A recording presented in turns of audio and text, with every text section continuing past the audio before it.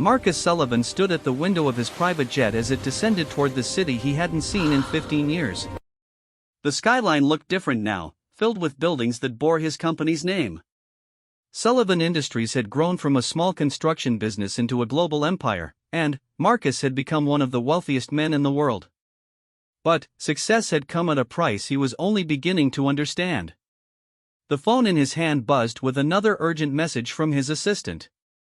3 board meetings, 2 international calls, and a merger worth billions awaited his attention. Marcus ignored them all. Today was different. Today he was going home. The news had reached him 3 days ago while he was closing a deal in Tokyo. His father, Henry Sullivan, had suffered a massive heart attack. The old man was in intensive care, and the doctors weren't sure if he would make it through the week. Marcus had dropped everything and chartered the fastest jet available. As the plane touched down, memories flooded back. He remembered the last conversation with his father, 15 years ago, when he had stormed out of the family home after a bitter argument about money, responsibility, and what it meant to be a Sullivan. Henry had called his son selfish and ungrateful. Marcus had called his father a failure who would never understand what it took to succeed in the modern world. Neither had spoken to the other since. The limousine that picked him up from the airport felt like a cocoon of luxury that separated him from the world outside. Marcus watched familiar neighborhoods pass by, noting how some had improved while others had declined. His company owned properties throughout the city now, but he had never bothered to visit any of them personally. The Sullivan family home sat on Maple Street, a modest 2-story house with white siding and a small front porch. Marcus remembered when his mother had painted the shutters blue, back when he was 12. She had made him help, and they had spent the whole afternoon laughing as more paint ended up on their clothes than on the wood. His mother had died 8 years ago. Marcus had attended the funeral, but he and his father had barely spoken. They had stood on opposite sides of the grave, 2 men who shared blood but had become strangers. The house looked smaller than he remembered. The paint was peeling in places, and the front steps needed repair. Marcus frowned. His father had always taken pride in maintaining the property. Seeing it in decline troubled him more than he expected. He paid the driver and walked up the familiar pathway. The key was still hidden under the ceramic frog beside the front door, just as it had been when he was a child. Some things never changed. The house was quiet when he entered. Sunlight filtered through dusty windows, illuminating furniture that looked exactly as he remembered. The same brown couch, the same coffee table with ring stains from countless cups, the same family photos on the mantel. In those pictures, Marcus saw himself as a boy, grinning beside parents who looked young and happy. "Hello," he called out. "Dad?" No answer came. Marcus set down his expensive leather briefcase and walked through the living room. The kitchen still smelled faintly of his mother's cooking, though she had been gone for years. Her apron still hung on a hook by the stove. A sound from upstairs caught his attention. Water running, and voices. Marcus climbed the stairs he had raced up and down as a child, his hand trailing along the banister his father had installed himself. The voices grew clearer as he reached the top. A woman was speaking, her tone firm but not unkind. "Mr. Henry, you need to do this properly. I don't care if you're tired. This bathroom hasn't been cleaned right in weeks, and I won't have you living in filth." Marcus froze. Someone was talking to his father as if he were a child. His jaw tightened as protective instincts he thought he had lost years ago suddenly flared to life. "I can do it myself, Rosa," came his father's voice, weaker than Marcus remembered but still carrying that stubborn edge he knew so well. "No, you can't," the woman replied. "And pretending you can is what landed you in the hospital. Now take that brush and scrub those tiles properly. I'll be watching to make sure you do it right."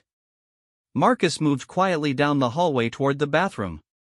The door was partially open, and, through the gap, he could see his father kneeling beside the toilet, a cleaning brush in his shaking hands. The old man looked frail, his shoulders stooped, his hair completely white now. Standing over him was a woman Marcus didn't recognize. She appeared to be in her 40s, with dark hair pulled back in a practical ponytail. She wore simple clothes and an expression of absolute authority.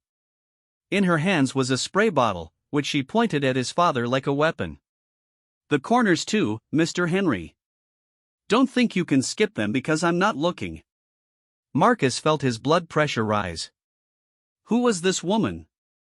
How dare she treat his father like a servant in his own home? Henry Sullivan had built this house with his own hands, had raised a family here, had lived with dignity for 73 years. No one had the right to humiliate him like this. "That's enough," Marcus said, stepping into the doorway. Both figures looked up in surprise. His father's eyes widened with recognition and something else, shame, perhaps, or fear. The woman straightened, her expression shifting from authority to wariness. "Who are you?" she demanded. "This is a private home. You can't just walk in here." "I'm Marcus Sullivan," he said, his voice carrying the commanding tone that had intimidated countless business rivals. "Henry Sullivan is my father." "And you are?" "Rosa Martinez," she replied, not backing down despite his imposing presence. "I'm Mr. Henry's caregiver." "Caregiver?" Marcus looked from her to his father, who was struggling to stand up from beside the toilet. "Is this how you treat your patients? Making them scrub bathrooms like common servants?" Rosa's eyes flashed with anger. "Your father isn't scrubbing bathrooms because I enjoy watching him work. He's doing it because he needs to maintain his independence and his dignity. The doctors said physical activity and routine tasks are essential for his recovery." "Dad," Marcus said, ignoring her and moving to help his father stand. "What is she talking about? What recovery?" Henry finally made it to his feet, breathing heavily from the effort. He looked at his son with a mixture of joy and embarrassment. "Marcus. I didn't know you were coming." "Of course I came," Marcus said, surprised by the emotion in his own voice. "You're in the hospital. You had a heart attack." Had being the key phrase, Rosa interjected. "He was released yesterday against medical advice because he insisted on coming home. The doctors wanted him in a rehabilitation facility, but he refused. So here I am, making sure he follows his recovery plan." Marcus studied his father more carefully. The old man was thin, almost gaunt, and his hands shook slightly. But his eyes were alert, and when he spoke, his voice was stronger than it had sounded from the hallway. "I don't need to be in some facility," Henry said with a flash of his old stubbornness. "This is my home. I've lived here for 40 years, and I'm not leaving now." "The doctors disagree," Rosa said firmly. "Your heart is severely weakened. You need constant supervision, a strict medication schedule, physical therapy, and a complete change in your lifestyle. You can't live alone anymore." Marcus felt the weight of guilt settling on his shoulders.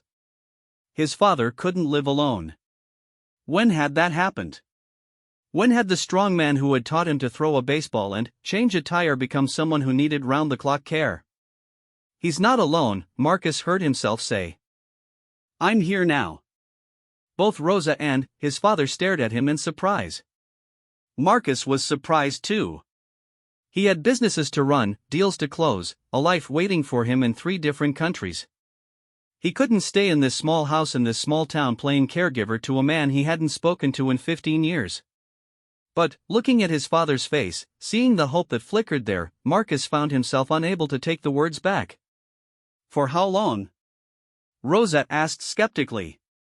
"A day? A week?" "Because taking care of someone with his condition isn't a part-time job. It's 24 hours a day, 7 days a week. It's making sure he takes his medications, monitoring his diet, helping him with physical therapy, and, yes, making sure he maintains basic hygiene and keeps his living space clean." "I can handle whatever needs to be done," Marcus said stiffly. Rosa laughed, but there was no humor in it. "You can handle it? When was the last time you cleaned a toilet, Mr. Sullivan? When was the last time you cooked a meal or did a load of laundry?" Marcus felt his temper flare. "I employ people to handle those tasks so I can focus on more important things." More important than your father's health? Rosa shot back. More important than his dignity? Do you even know what medications he's supposed to take? Do you know what foods he can and can't eat? Do you know the warning signs of another heart attack? The questions hit Marcus like physical blows. He didn't know any of those things. He had built a business empire, but he couldn't answer a single question about his own father's medical needs. I can learn, he said quietly. Rosa studied him for a long moment. Maybe you can. But learning takes time, and your father doesn't have time for you to figure it out through trial and error. One mistake with his medication could kill him. One fall because you weren't paying attention could put him back in the hospital. Henry had been listening to this exchange in silence, but now he spoke up. Rosa, maybe you could teach him? Show him what needs to be done. Mr. Henry, Rosa said gently, I've been caring for people like you for 15 years. It's not something you can learn in a weekend. Marcus felt frustration building inside him. This woman was treating him like an incompetent child. He had managed multinational corporations, negotiated deals worth hundreds of millions of dollars, and commanded the respect of world leaders. Surely he could learn to take care of one elderly man. What exactly does his care involve? He asked, forcing himself to speak calmly. Rosa looked at him suspiciously, as if trying to determine whether his question was genuine or just an attempt to prove a point. Finally, she seemed to decide he was serious. He needs to take 8 different medications at specific times throughout the day. Some with food, some without. Some can be taken together, others can't. He needs to monitor his blood pressure twice daily and record the results. His diet is severely restricted, low sodium, low fat, limited fluids. He needs physical therapy exercises every morning and every evening. He needs help bathing safely because his balance isn't good and a fall could be fatal. She paused, watching Marcus's expression as she continued. He needs someone to make sure he's eating enough but not too much of the wrong things. Someone to watch for signs of depression, which is common after heart attacks. Someone to monitor his breathing, his energy levels, his mental clarity. Someone to drive him to medical appointments 3 times a week. Someone to make sure he's taking care of basic hygiene because when people get depressed and overwhelmed, those things are often the first to go. Marcus looked at his father, who was staring at the floor in obvious embarrassment. The proud man who had raised him was now dependent on others for the most basic aspects of daily life. The thought was almost unbearable. And, you do all of this? Marcus asked. I do all of this, Rosa confirmed. I've been doing it for 3 weeks, since he came home from his first hospital stay.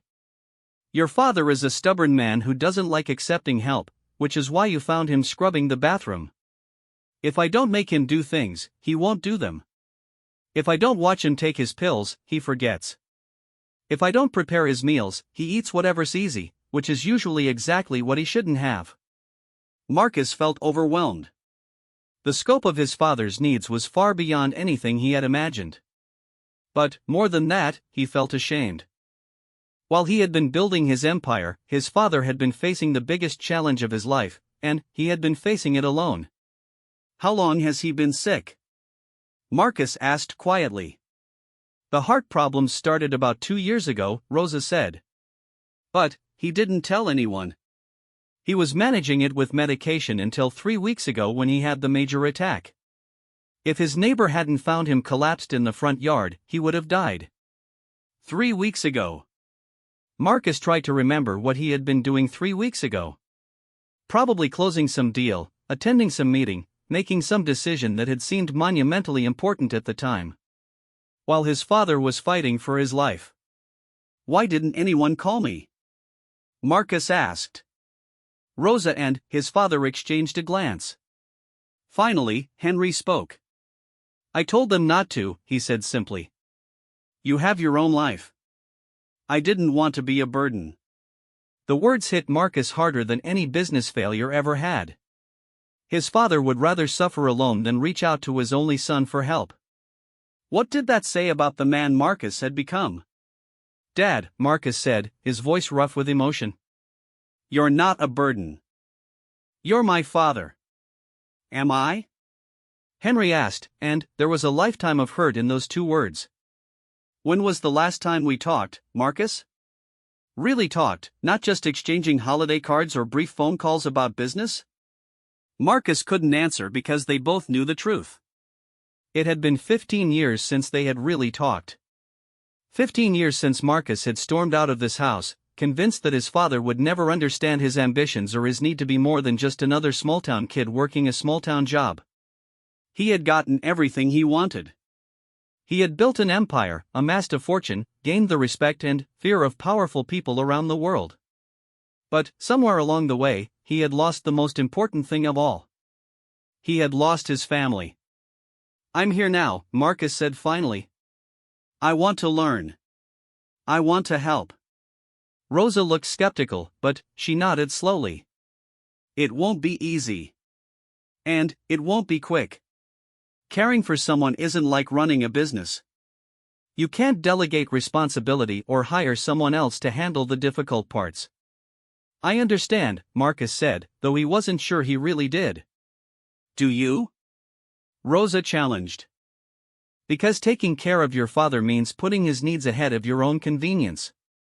It means being here when he needs you, not when it fits your schedule. It means accepting that some things are more important than making money. Marcus felt anger flicker again at her tone, but he pushed it down. She was right, and he knew it. His entire adult life had been structured around his own ambitions and desires. The idea of putting someone else's needs first was foreign to him. But, looking at his father, seeing how frail and vulnerable he had become, Marcus felt something shift inside him. This man had changed his diapers, taught him to ride a bike, worked 2 jobs to pay for his college education. Maybe it was time to return the favor. When do we start? Marcus asked. Rosa studied his face for a long moment, then glanced at her watch. It's almost time for his afternoon medications. That's as good a place as any to begin. She led them out of the bathroom and down the hallway to Henry's bedroom. The room was neat and clean, with a hospital bed that had been brought in to make it easier for him to get in and out safely. On the nightstand was a complex arrangement of pill bottles, each labeled with times and instructions. This is the most critical part, Rosa said, her tone becoming professional and instructional. These medications keep him alive, but they have to be taken exactly as prescribed. The timing matters, the dosage matters, and the combinations matter. One mistake could put him back in the hospital or worse. She picked up a plastic pill organizer that had compartments for each day of the week, with morning, noon, evening, and bedtime sections. I fill this every Sunday for the entire week.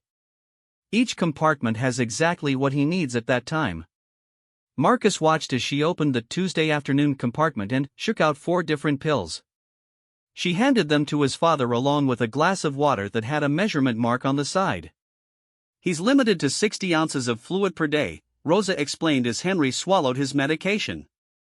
Too much fluid puts strain on his heart. So every glass of water, every cup of coffee, every spoonful of soup has to be measured and recorded. She showed Marcus a chart on the wall where she had been tracking his father's fluid intake, medication times, blood pressure readings, and other vital information. It was more complex than some of the business reports Marcus reviewed daily. This seems overwhelming, Marcus admitted. It is overwhelming, Rosa agreed. That's why most families choose professional care facilities. They have trained staff and around-the-clock monitoring. But Dad wants to stay here, Marcus said. Yes, he does. And I understand why. This is his home. These are his memories. Leaving would feel like giving up, like admitting defeat. But staying here safely requires a level of commitment and attention that most family members can't provide. Marcus looked around the room that had once been his parents' bedroom.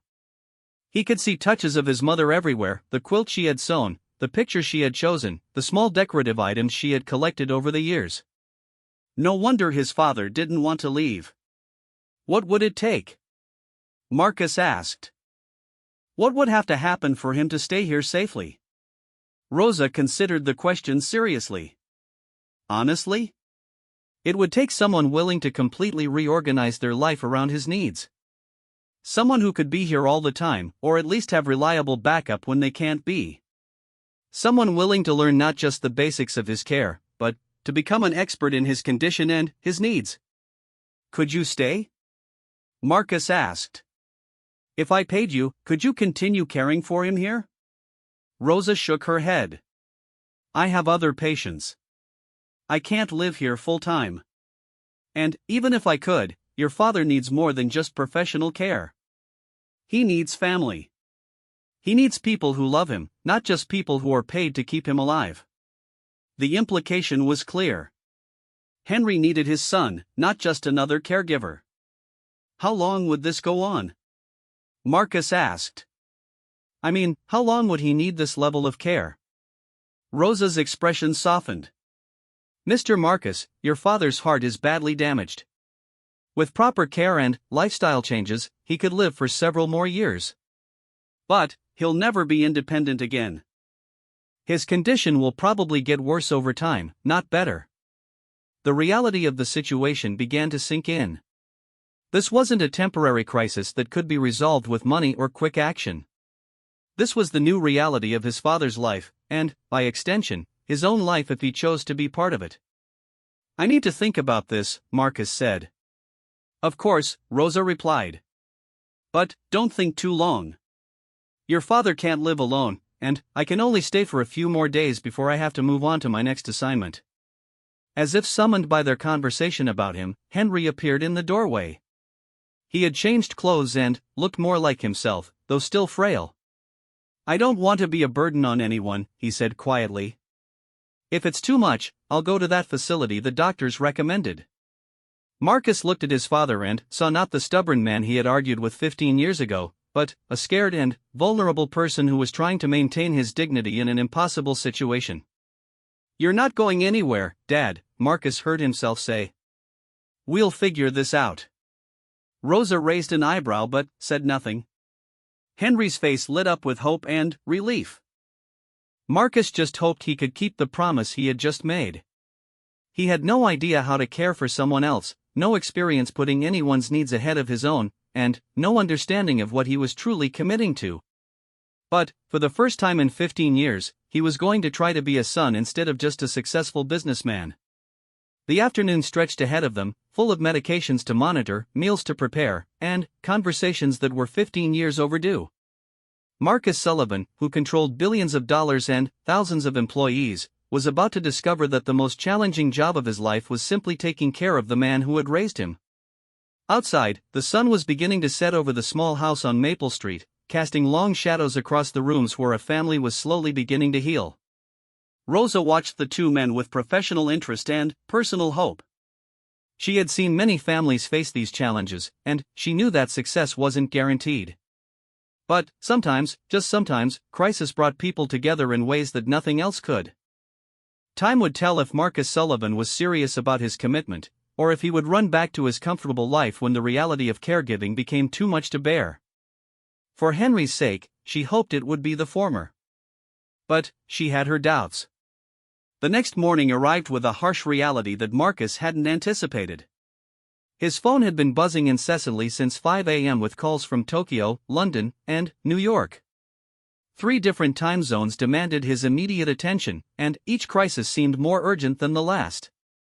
Marcus sat at his father's kitchen table, surrounded by medication bottles and care charts that Rosa had left for him to study. His laptop was open to a video conference with his board of directors, while he simultaneously tried to measure out his father's morning pills. Marcus, are you listening? Came the sharp voice of his chairman through the computer speakers. The Chinese deal is falling apart. They want to renegotiate the entire contract, and, without your signature, we're looking at losing $200 million. I heard you, Marcus replied, distracted as he tried to decipher Rosa's handwriting on the medication schedule. 2 white pills, 1 blue pill, half a yellow pill. Or was that half of the white pill? Then, what's your decision? The chairman pressed. Do we fly you to Beijing tonight, or do we let Yamamoto Industries take over the project? Marcus looked at the pills in his hand, then, at the stairs where his father was presumably still sleeping. Rosa had left an hour ago to check on another patient, promising to return by noon to see how Marcus was managing. "Give me until this afternoon," Marcus said. "I'll call you back." "This afternoon?" "Marcus, this deal has been 18 months in the making. We need a decision now." "I said I'll call you back," Marcus snapped, ending the conference call abruptly. The sudden silence in the kitchen felt heavy. Marcus stared at the pills in his palm, feeling more overwhelmed than he had during any business crisis. In business, he knew the rules. Money, power, and timing were the only variables that mattered. Here, in this quiet kitchen where his mother used to make breakfast every morning, he felt completely out of his depth. Footsteps on the stairs announced his father's arrival. Henry appeared in the doorway, moving slowly and gripping the handrail. He was dressed in pajamas and a robe that looked like it had seen better years. "Morning, son," Henry said, settling carefully into a chair across from Marcus. "You're up early." "I haven't been to bed yet," Marcus admitted. He had spent the night reading medical websites and care instructions, trying to understand his father's condition. What he had learned frightened him. Heart failure wasn't just a single event, it was an ongoing deterioration that would affect every aspect of his father's life. "Those my pills?" Henry asked, nodding toward Marcus's hand. "According to Rosa's chart, yes. But I'm not completely sure I have the right ones." Marcus spread the pills out on the table. "She wrote instructions, but her handwriting is terrible." Henry chuckled, the first genuinely happy sound Marcus had heard from him. "Rosa's handwriting is perfectly clear. You're just not used to reading anything that isn't typed on expensive letterhead." It was a gentle criticism, but it stung because it was accurate. Marcus couldn't remember the last time he had handwritten anything longer than his signature. "Help me figure this out," Marcus said. Together, they worked through the morning medication routine. Henry knew which pills were which, but Marcus insisted on double-checking everything against the pharmacy labels. It took them 20 minutes to complete a task that should have taken 5. "This is going to get easier," Henry said, as if reading his son's thoughts. "Is it?" Marcus asked. "Because right now it feels impossibly complicated." Everything feels complicated when you first learn it. You didn't close your first business deal on your first day either. Marcus looked at his father with surprise. "You know about my business deals?" Henry smiled sadly. "Marcus, you're my son. Just because we haven't talked doesn't mean I haven't kept track of your life. I read about your companies in the newspaper. I see your name in business magazines. I'm proud of what you've accomplished." The words hit Marcus unexpectedly hard. His father was proud of him. After 15 years of silence, after all the angry words and hurt feelings, his father was proud of him. "Then, why didn't you ever call?" Marcus asked. "Why didn't you tell me you were sick?" Henry was quiet for a long moment, staring at his coffee cup. When he finally spoke, his voice was barely above a whisper. "Because I was ashamed." "Ashamed of what?" "Of not being the father you needed. Of not understanding your dreams when you were young. Of saying things I shouldn't have said the last time we talked." Henry looked up at Marcus with eyes that were bright with unshed tears. "You wanted to build something bigger than this little town could hold. I was afraid you'd forget where you came from." Marcus felt his throat tighten with emotion. "I did forget. I forgot everything that mattered." "No," Henry said firmly. "You remembered what I taught you about working hard and never giving up. You just applied it to a bigger canvas than I could imagine." The phone rang, interrupting their conversation. Marcus glanced at the caller ID and sought his assistant's number. "I should take this," he said apologetically. "Mr. Sullivan," came his assistant's crisp voice. "I've been trying to reach you all morning. The Tokyo flight leaves in 3 hours.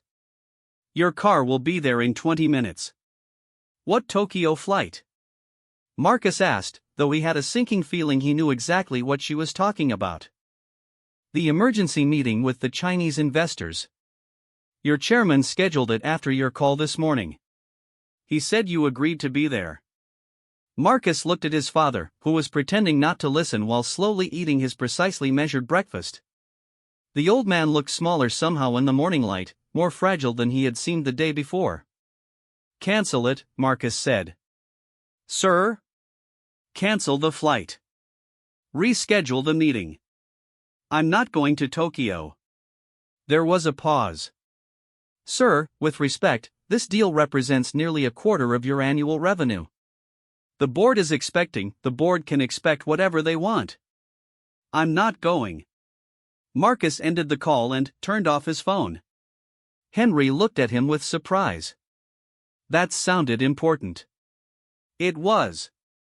But not as important as this. Marcus gestured around the kitchen, encompassing the medication schedule, the care charts, and the quiet morning routine they were sharing. Marcus, you can't give up your business for me. Your mother and I didn't work 2 jobs to put you through college so you could come home and be a nurse. I'm not giving up anything, Marcus said, though he wasn't entirely sure that was true. I'm just reorganizing priorities. His father studied him with the careful attention that Marcus remembered from childhood, the look Henry gave him when he was trying to determine if Marcus was telling the truth about homework or chores. Rosa will be back later today, Henry said carefully. You could still make that flight. I'm not making the flight, Dad. I'm staying here. The relief on his father's face was unmistakable, followed quickly by worry. But, my business survived before I was born, and it will survive a few days without me micromanaging every decision. That wasn't entirely true, and they both knew it. Marcus had built Sullivan Industries by maintaining personal control over every major decision. He had never taken a vacation longer than 3 days, and he had never been unreachable for more than a few hours at a time. Tell me about Rosa, Marcus said, changing the subject. How did you find her? I didn't, Henry admitted. The hospital arranged for her when they discharged me. She was supposed to stay for a week while I figured out long-term care. That was 3 weeks ago. And she's been taking care of you all this time? More than taking care of me, Henry said. She's been saving my life every day. Making sure I don't do stupid things like overexert myself or forget my medication. Making sure I eat properly and keep the house clean.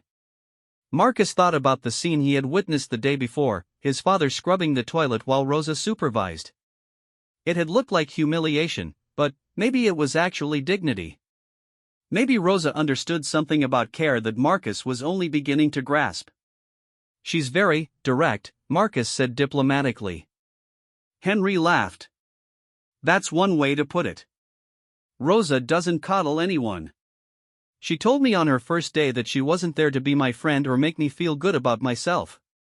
She was there to keep me alive and functioning, and if I didn't like her methods, I could find someone else. But, you didn't find someone else. No. Because as tough as she is, she's also the best at what she does. And she cares, even when she pretends not to. They spent the rest of the morning working through Rosa's detailed care schedule. Marcus learned how to monitor his father's blood pressure, how to prepare the low-sodium meals that his diet required, and how to help him with the gentle exercises that were supposed to strengthen his heart without overexerting it. Each task seemed simple on its own, but together they created a complex routine that consumed most of the day. Marcus began to understand why Rosa had been skeptical about his ability to handle his father's care alone. When Rosa returned at noon, she found Marcus in the kitchen, surrounded by medical equipment and looking frustrated. How did it go? She asked, though her expression suggested she already knew the answer. Harder than I expected, Marcus admitted. Everything takes longer than I thought it would. Rosa nodded. That's normal. People think caring for someone is just about love and good intentions. But it's really about developing systems and routines that keep someone safe and healthy. Like a business, Marcus said, the comparison occurring to him for the first time. Exactly like a business. Except the stakes are higher and there's no profit margin to cushion your mistakes. She moved around the kitchen efficiently, checking the medication chart, reviewing the blood pressure readings Marcus had recorded, and examining the lunch he had prepared for his father. "You did well," she said finally, and Marcus felt ridiculously pleased by her approval. "A few mistakes with the meal portions, and you forgot to record his fluid intake, but overall, not bad for your first morning." "It doesn't feel like not bad," Marcus said. "It feels like I'm constantly behind, constantly worried that I'm doing something wrong." "That feeling never completely goes away," Rosa said. "But you learn to manage it. You develop confidence through repetition and experience." She sat down across from him, her expression becoming more serious. "I need to talk to you about my situation. I've been here longer than I planned, and I have other patients who need me." Marcus felt a spike of panic. "You're leaving?" "I have to. But not immediately. I can stay another week, maybe 2 if you really need it. Long enough to make sure you're comfortable with his care routine." "And then, what?" "Then, you take over, or you make other arrangements."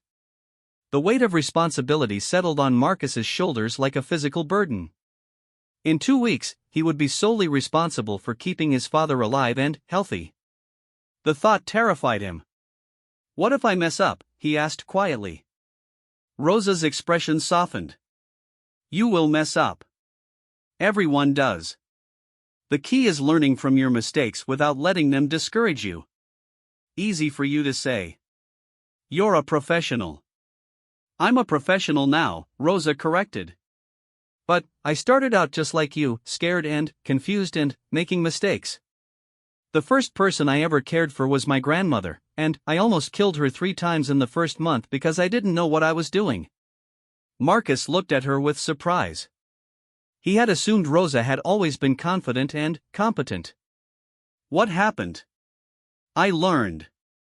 I read everything I could find about her condition. I asked questions until the doctors probably wanted to hide from me. I practiced until I could handle her care routine without thinking about it." Rosa paused. "And I accepted that caring for someone means accepting that their life is more important than your convenience." The phone rang again. Marcus looked at the caller ID and saw his chairman's number. "You should probably take that," Rosa said. "Your business isn't going to manage itself." Marcus answered the phone reluctantly. "What?" "Marcus, we have a problem. Without your signature on the Beijing contract, the Chinese are walking away. They've given us until 5 p.m. to commit, or they're signing with Yamamoto." Marcus looked at his father, who was dozing in his chair, and at Rosa, who was quietly reviewing medical charts. "Let them walk," Marcus said. "What?" "You heard me. Let them walk. Find another deal." There was a long silence. "Marcus, are you feeling all right? This isn't like you." "Maybe that's the problem," Marcus said. "Maybe I've been so focused on making deals that I forgot what actually matters." He ended the call and turned off his phone again. Rosa was watching him with an unreadable expression. "That was a big decision," she said. "It was a business decision. I've made thousands of them." "Was it?" "Because from here, it looked like you chose your father over your profit margin."